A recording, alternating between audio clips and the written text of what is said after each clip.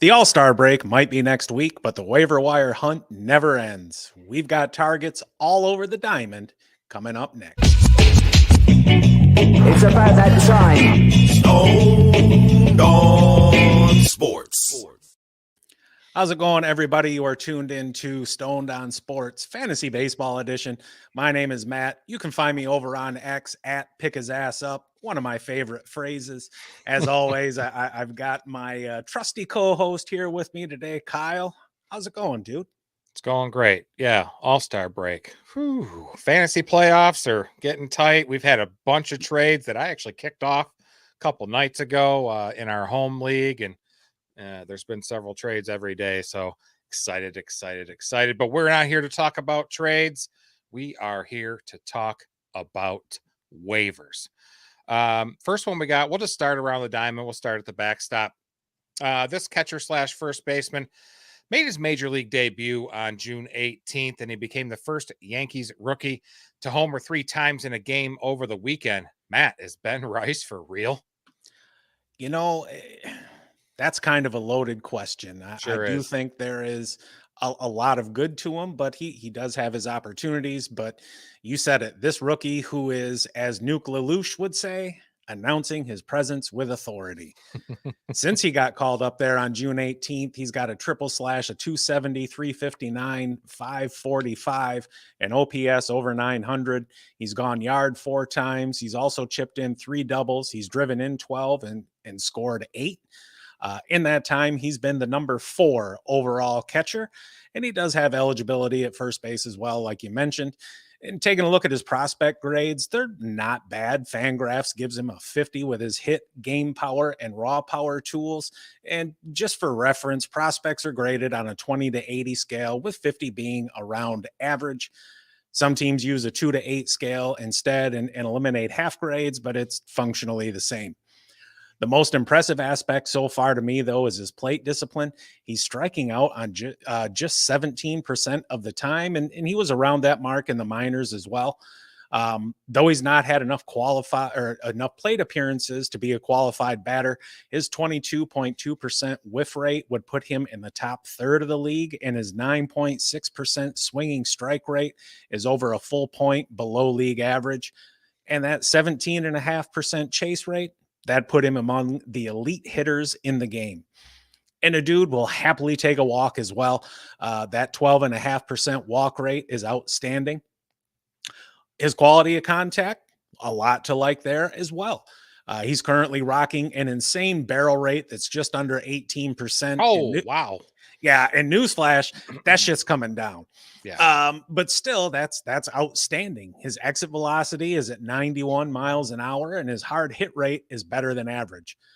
And when we look at his overall contact, it's telling us the same story. Dude's making contact over 80% of the time and over 85% in the zone. He's also more aggressive at the plate than the average hitter, offering it about 48.5% of pitches, and he is crazy aggressive in the zone as well. He's swinging at almost 75% of the pitches in the zone. That's nearly 10 points higher than MLB average. Taking a peek at his batted ball profile, he hits the ball in the air a lot. He's got a 44% fly ball rate and a line drive rate over 22% as well. But if you combine that with his pull rate over 51% and that short porch in right field at Yankee Stadium, we're talking about a fantastic combination. Oh, and the dude leads off as well. So he's getting a ton of at-bats and a ton of plate appearances in front of some of the best hitters in baseball. But keep in mind, he does sit against lefties, so keep an eye on the schedule. But considering he's been a top 5 option at the catcher position since he called up, and we've talked almost ad nauseum on this show about how outside the top couple, 2, 3, 4 catchers, it's really hit or miss, and you're looking to ride the hot hand. I'm not going to say ride this guy. I'm not going to do it. I say dumb shit enough. I don't need to back myself into a corner. Right. This guy is definitely somebody you should be looking to add if you're looking for help at catcher or first base. he's available in quite a few leagues. Now, understand, like, over the past few days, like, we haven't split the atom here telling you to pick this guy up. He has been one of the hottest targets on the wire, but it doesn't hurt to take a look and see if he's available in your league. Yeah, when we discussed which players we're going to do late Sunday, he was like 47% or something, and he's already up to just 62. So quite a rise. And it sucks because he's really been the offense for the Yankees because they've just really been crappy as a team. Yes, they have. Definitely not like they were the first 60, 65 days of the season. So, are you looking for a first baseman? I know we just talked about one, but we got another one for you. Sure. Cool. We got you. This Pirates slugger has been enjoying one of his trademark power surges and is the number 5 overall first baseman the past couple weeks. Kyle, school our asses on Rowdy Tellez. Yeah. 11% owned on Yahoo. Big, burly fella there. But he's really been on a heater since, the first part of June. He had a scorching June, in fact, hit 333 with a 926 OPS. It really wasn't that long ago, early season. This guy was getting freaking booed at really every at bat he was up for. He's now hitting in the middle of the lineup, and he's really continually found a way into run producing situations. In the last 2 weeks since Monday the 24th, he is the number 5 fantasy first baseman, averaging 5.5 points a game in Yahoo with 5 homers, 10 driven in, 9 runs scored, 8 strikeouts, 2 walks, and believe it or not, 1 stolen base. Guy has a sprint speed in the bottom 2%. Just looking at him, he ain't running fast anywhere. In that same time frame, he is slashing 324, 359 with a ridiculous slugging of 730 for an LPS of 1089. Overall on the year, he's the number 240. He's the number 42 first baseman in fantasy. He's on nobody's radar until this recent hot streak. Not a guy you're keeping. Like Matt mentioned, you need some help at a corner infield spot. You just ride this hot streak, man, and then pump and dump. That's what I like to say. Pump and dump.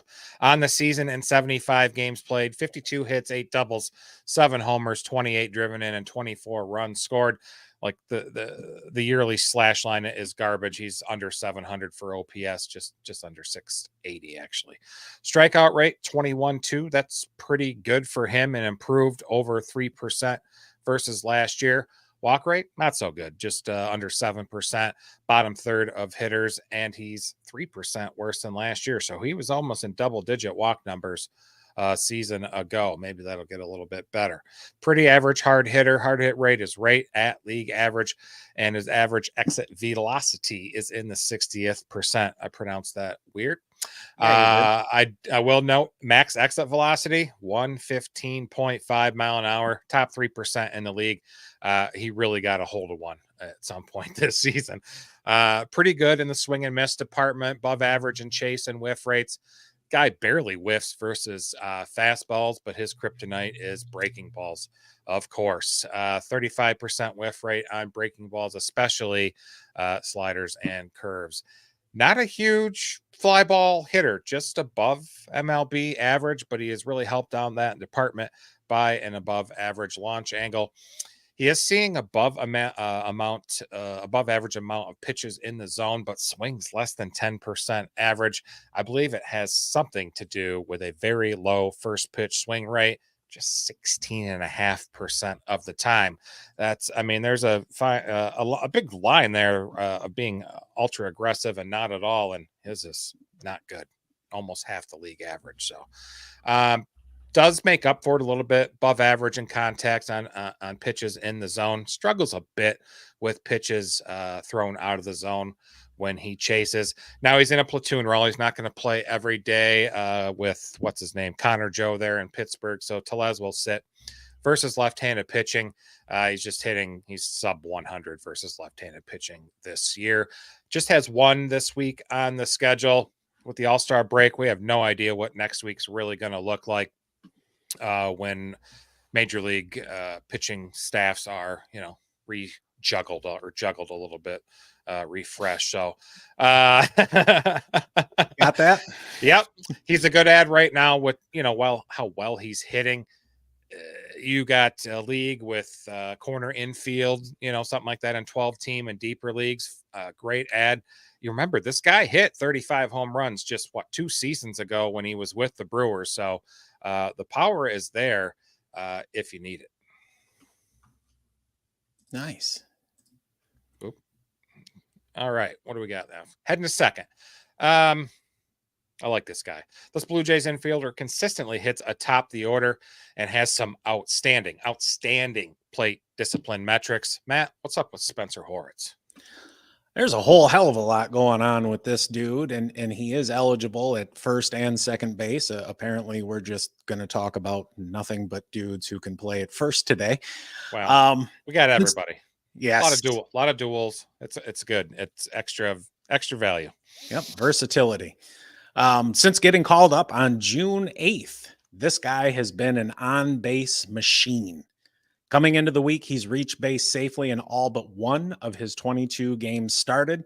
And on the year, he's batting .329 with an on-base percentage over .450, a slugging percentage of .481. That gives him an OPS of .935. He's gone yard 3 times. He's had 3 doubles, driven in 9, and scored 11 runs.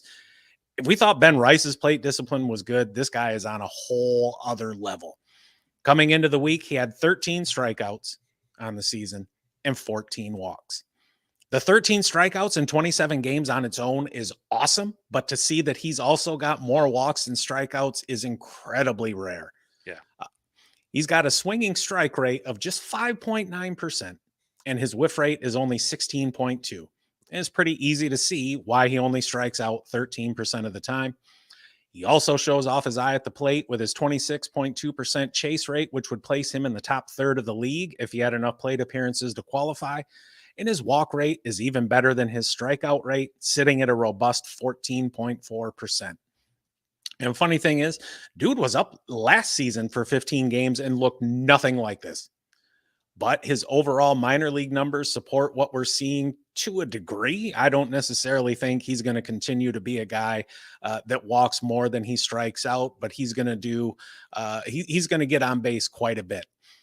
So we've established his eye at the plate, but how well does he put the ball to the bat to the ball? Well, if he were a qualified hitter, his 86.5% contact rate would put him in the top 10 in the league. And his zone contact rate of 87.5% is well above league average, despite the fact that he is very selective at the plate. His overall and zone swing rates are both a couple points below league average. The quality of contact that he makes is a different story, and if it could be non-existent, it would be. He's got an 88.4 mile an hour EV, and his hard hit rate is under 28.5%. That isn't scaring anybody. He's got a 9% barrel rate, which is really nice. It's about 1.5 points above league average, and it's owed in large part to him increasing his launch angle. Last year, it was sitting at 1.5 degrees. This season's at 16.6.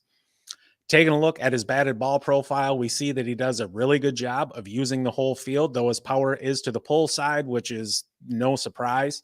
And though he doesn't hit the ball extremely hard, he hits a ton of line drives, and that's helped him post a 359 BABIP, which has some legs, given that he's been a line drive hitter pretty much his whole career. You know, he's somebody I like better in points leagues or in roto leagues that have an on-base percentage instead of average, though the average is really, really good.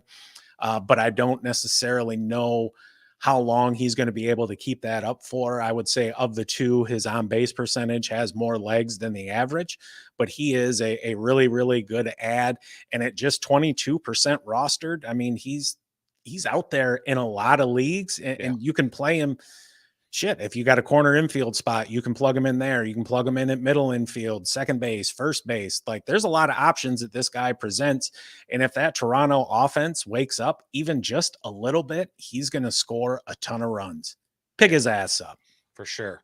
It's interesting how 1.5 degree launch angle to 16. That's like going from a 2-iron to like a sandwich. Yeah, pretty much. Pretty damn much. Uh, So On May 19th, this Tigers rookie looked like one of the worst hitters in the league. Since then, he's raised his batting average by 50 points and his OPS by nearly 200. What else is Colt Keith doing right that he can bring to our teams? He's just really found his swing of late, and I think he's becoming a must rostered player. He's at 30% now on Yahoo, dual eligible at second and third. But yeah, Matt's right. Since the calendar turned to July, he's been the number 3 fantasy third baseman. Does mostly play, second base in real life, but being dual eligible has its extra value. In those 6 games, 9 hits, 1 triple, 3 homers, 5 RBIs. However, he has struck out almost 27% of the time in those 6 games, but has piled up 4 multi-hit games, including a game with 2 homers, and has accumulated 20 total bases after only finishing with 27 total all of last month in June.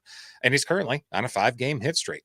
In that time frame, slashing 375, 423 with a slugging over 800. Now, his season-long numbers, are not very good. Matt explained in May he was just a disaster. So it took him a long time to get going. On the year, he's slashing just 244, 291, 363. His expected stats indicate that he has way more to offer. Expected batting average is 22 points higher, and his expected slugging is 64 points higher than his actual slugging. Has a nice above average sprint speed too. That's got him 5 stolen bases this season as well. Some extra added value there. Strikeout rate's pretty damn good at 18.7. He's in the 66th percentile among qualified hitters. Walk rate needs to be better. I think this is something that will improve as he progresses through his career. Right now, he's just at 5.5%.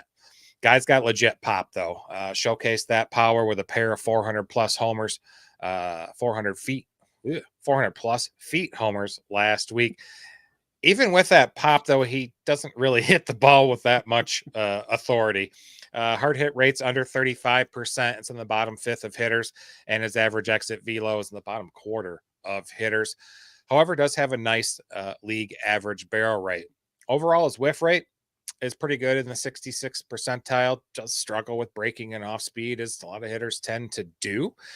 He's pretty much a fly ball pole hitter. He's a left-handed hitter.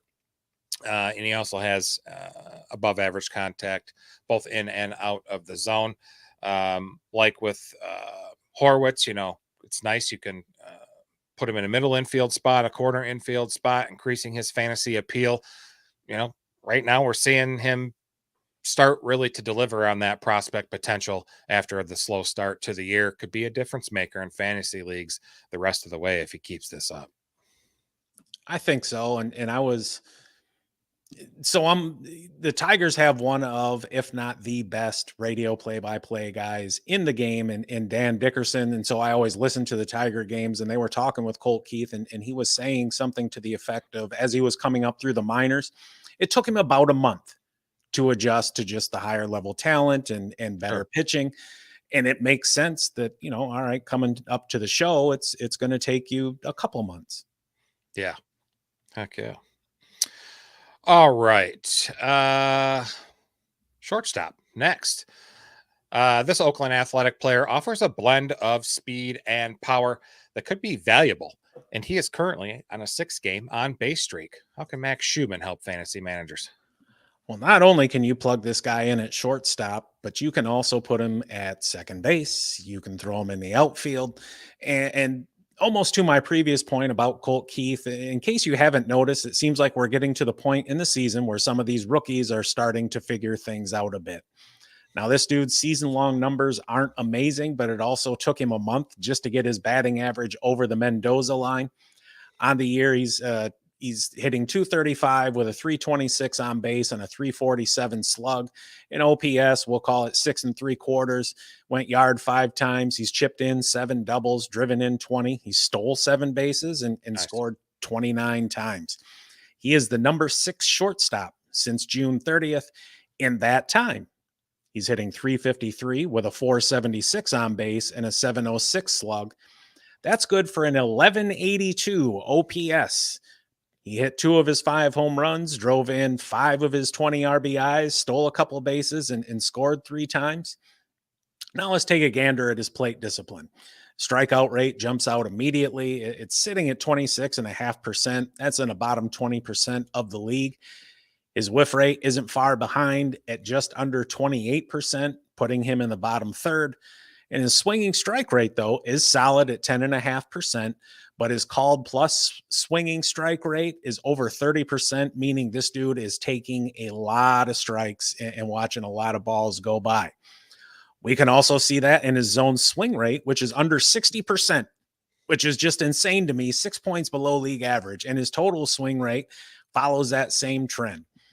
The positive from that approach, though, is that his chase rate is under 20%, putting him amongst the league leaders in that category. And his 10.9% walk rate is in the top 20%. So there's a little bit of a trade-off there, right? The more passive approach at the plate hasn't really resulted in him seeing a lot more pitches per plate appearance, though. He's sitting at 4 on the dot, and that's partially because he's seeing first pitch strikes 65.2% of the time, and that's one of the higher marks in the league. That patient approach hasn't resulted in a great contact rate either. He's under 75%. His zone contact is okay, though, at a little over 84, but I'd like to see it higher. Moving on to his quality of contact, it's pretty solid. He's got a 7.8% barrel rate, which is exactly league average. EV is nice at 90 flat. His hard hit rate is a little low at 36.2, but we've seen players with worse hard hit rates have success, and many of those we've talked about on this very program. He is a fly ball hitter with low line drive and ground ball rates, and he pulls the ball to generate his power. All but one of his home runs have been to the pull side, though he does have the ability to drive the ball into the right field alley for extra bases. I do like the ability to be able to play him at either middle infield slot or in the outfield. And as I was kind of looking over and doing some research about him, I come across something really interesting, and you just don't typically see it. Somehow this dude is hitting just 176 against fastballs with a 174 expected batting average against the same. Usually you don't see it like that. It's usually breaking balls or off speed pitches. So I don't necessarily know that's a fun tidbit, but it certainly is a tidbit. Matt's full of tidbits. We got a question in the chat here, Matt. James Coffey, one of our loyal viewers in here. What's up, James? In a week-to-week 10-team categories league, rest of season, Brandon Nimmo on waivers. Does that add any advantage over James Wood or Julio Rodriguez, or just wait and see? I am really, really high on Nimmo. Same. James Wood is a top overall prospect for the reason, and J-Rod out in Seattle is he's a hell of a player. Not himself. I think just given how the season has gone for J-Rod, I'm a little nervous, but if you look what he did in the second half last year, he makes it very easy to forget about any early season struggles. James Wood, though he is an awesome prospect, he is just that. And, while he may come in and light the league on fire for a few weeks, the league is going to adjust to him. And then we're really going to get to see if he can make that adjustment back. I think Nimmo is the safe play, and I think Julio Rodriguez is the upside play if you need it. Yeah. I agree. Man, Julio Rodriguez. Hopefully he can come back after the second half and really pile it on, because if you're an owner of him, man, you've been real sad. I wonder how many owners have lost patience and dropped him. Oh, I mean, I doubt anyone's dropped him. I'm sure he's owned in well over 90% of leagues. Just, the same with Corbin Carroll.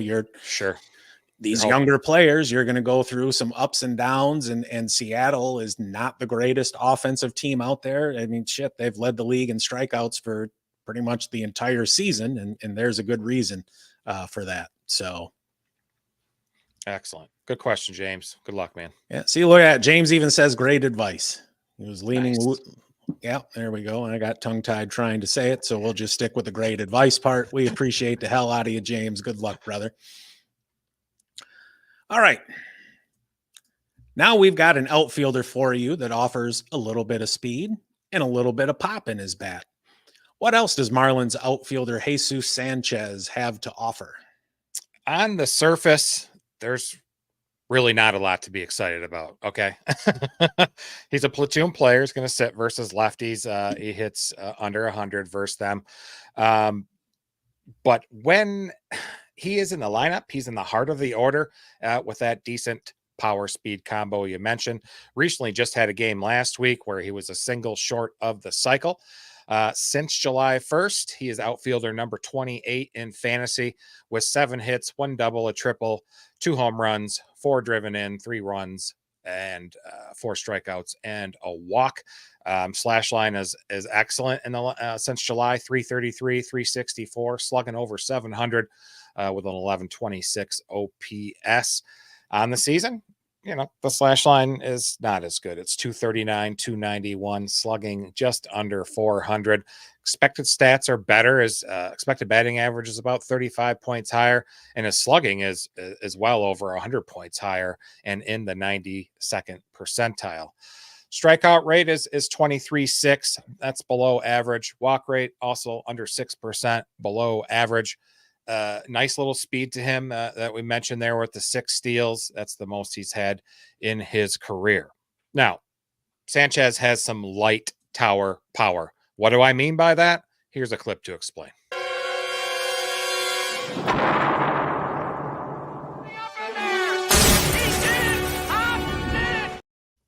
So his power metrics, great clip there from the Natural with what's his name?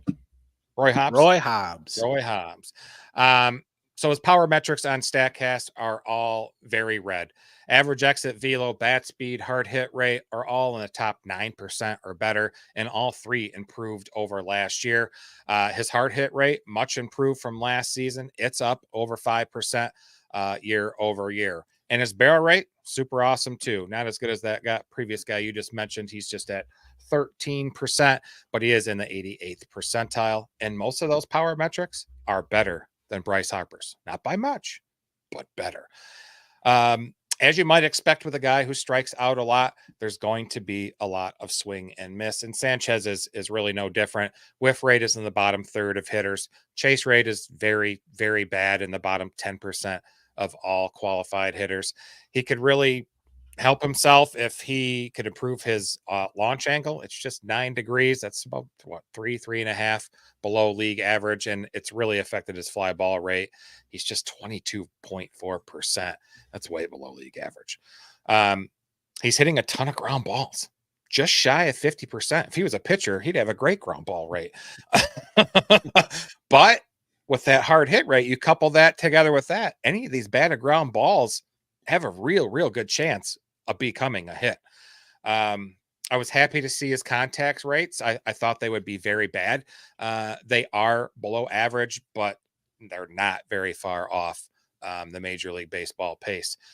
I'd like to see him work on his plate discipline and his patience. He's very aggressive, swings at pitches in the zone at one of the highest rates in the majors at 75.3. What was Ben Rice? Same 75-ish. Yeah, I believe that's very high.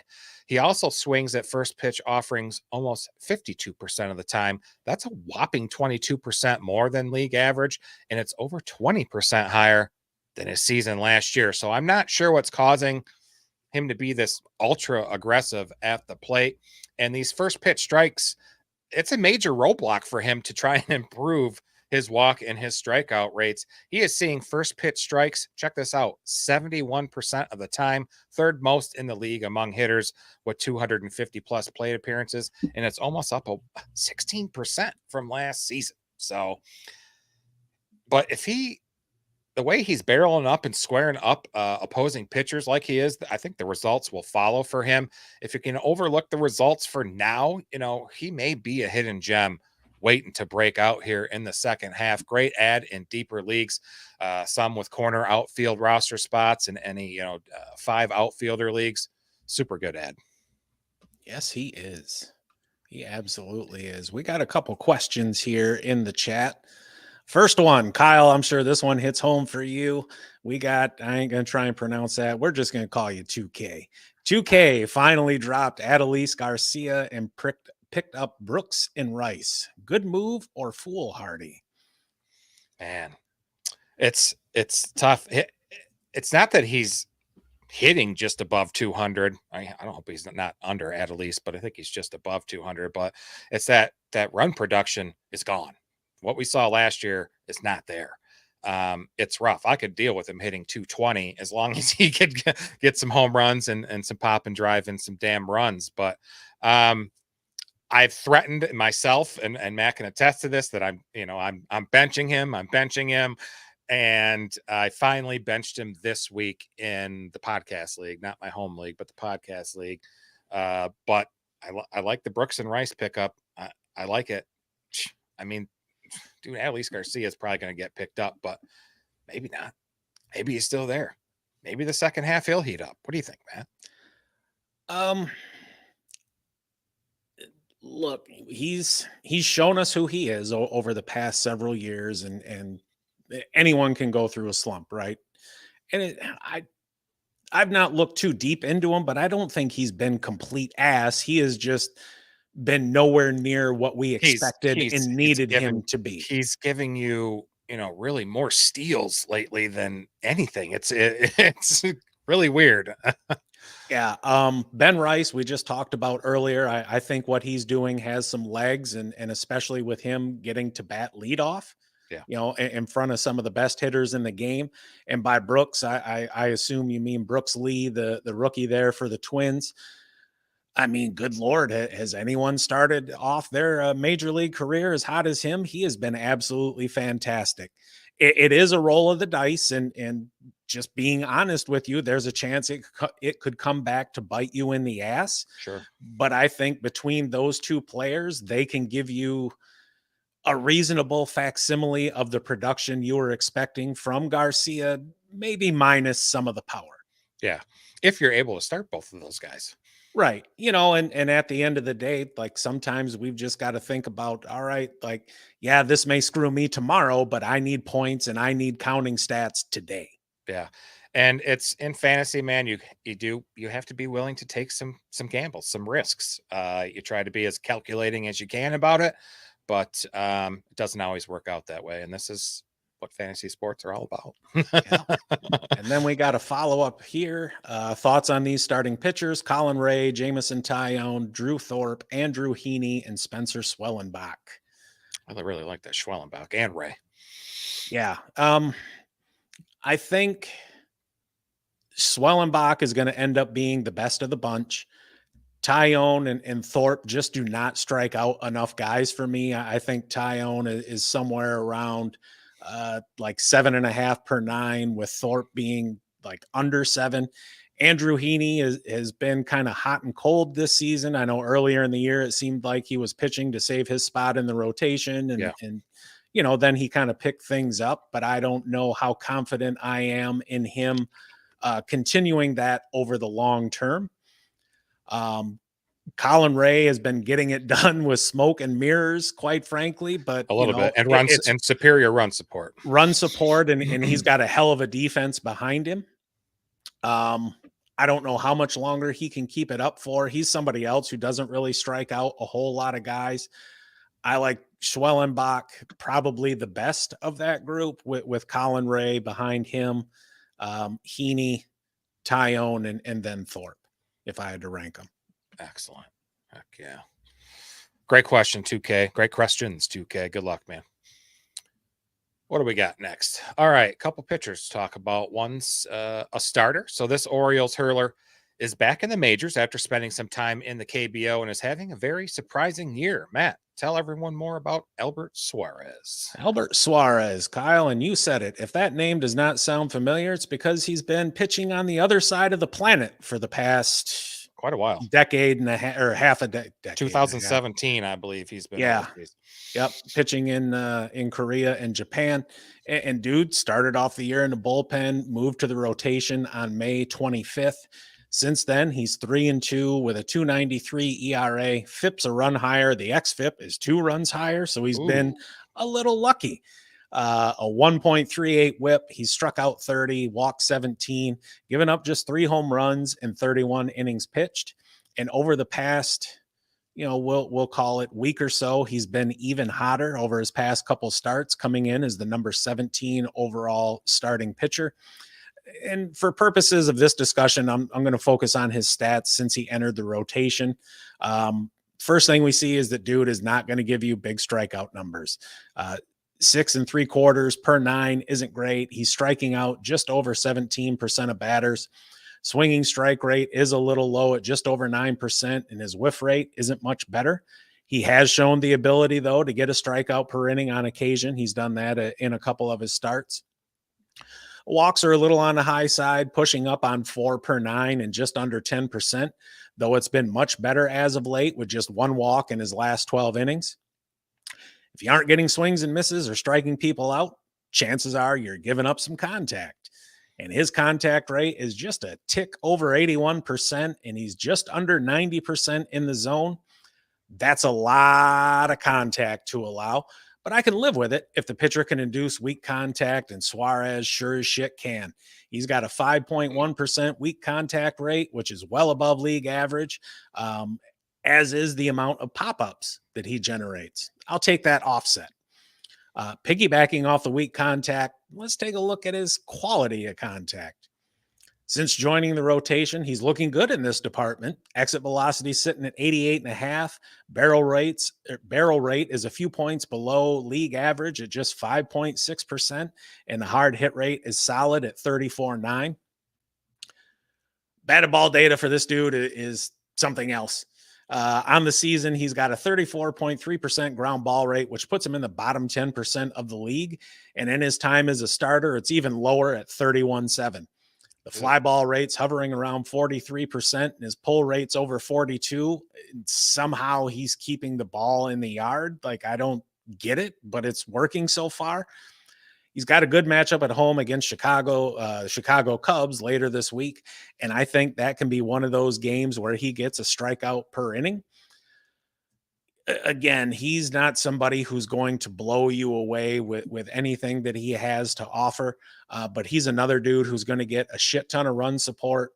He plays in a fairly decent home ballpark, though it does skew towards hitters just slightly, and he's been on a tear. And with pitchers, they get in this mindset, right? If you go, a couple starts where you're absolutely dominant, and then in their mind, nobody can touch them. And then the next thing you know, for a run of 4 or 5 starts, nobody can touch them. Just ask anyone who rostered Luis Gil earlier in the season. Dude went on a run and he was unhittable for like a month and a half. I'm not saying Suarez is going to do the same thing, but what I am saying is that baseball is a season of ebbs and flows, especially when it comes to pitching. And right now it seems like he's in one of those troughs, right? He's riding a high. Pick his ass up, ride that high with him, and see what he can do for you. Yeah. Good team context too.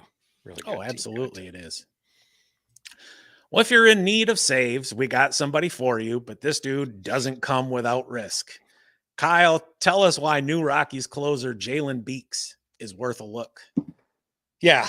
So the Rockies haven't officially named a closer, but it kind of looks like he has seized hold of the job. He's got a couple saves in the last few days.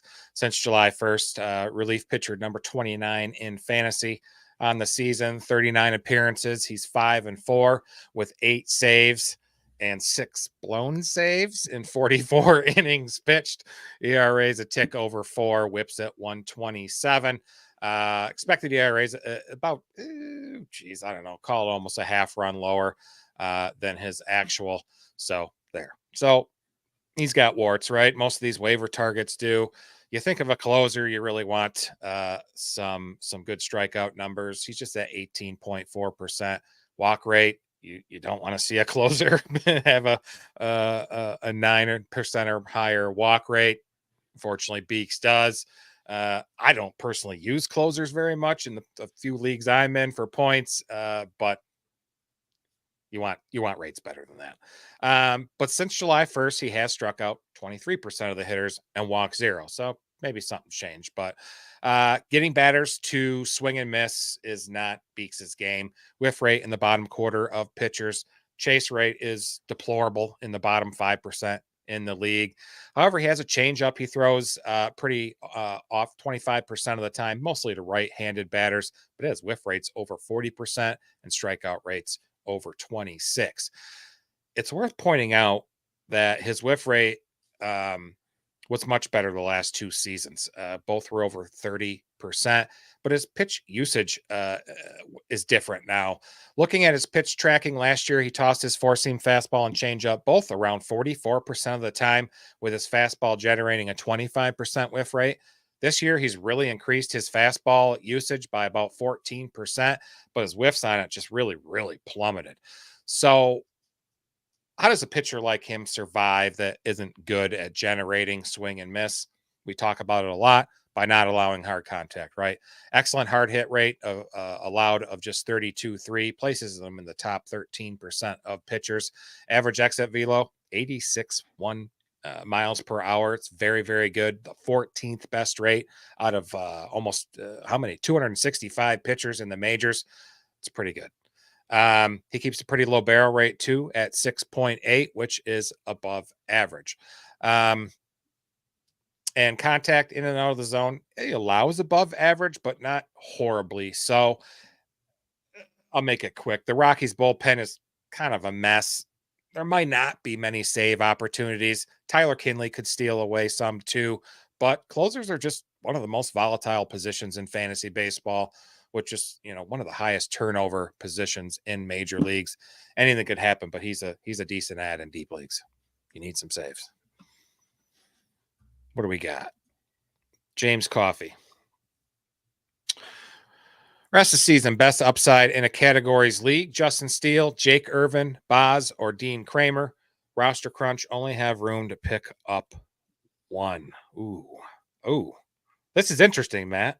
Yes, it is. Matt's a Jake Irvin breakout believer. He's very high on him.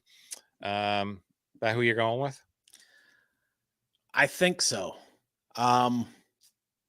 He has been absolutely fantastic over his last, we'll call it 10 starts or whatever. And I don't really think anyone expected it, but that whole rotation has really been so much better than anyone would have thought. Justin Steele just got his first win of the season somehow, and congratulations. He's a pitcher better. Last couple starts a bit better. But. Sure. If you told me I was going to get last year's Justin Steele, I would take him. Yeah, absolutely.